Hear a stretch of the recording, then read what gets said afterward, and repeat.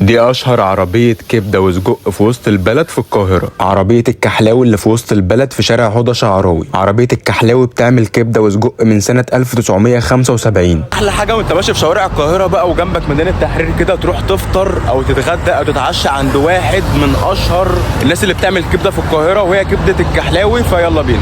وعربية الكحلاوي بتفتح من الساعة 7 الصبح لحد الساعة 2 بالليل، وسعر السندوتش سواء الكبدة او السجق 12 ونص، بس بتدفع قبل ما بتاكل. بينزل اول حاجة بالثوم والفلفل، وبعد كده بقى بينزل بالكبدة يحطها في الطاسة زي ما انتم شايفين، وبعد كده بيقلبها عشان تاخد تشويحة كده، وينزل عليها بالخلطة السرية دي، وبعد كده بيحط بهارات الكبدة ويبدأ يحضر في السندوتشات.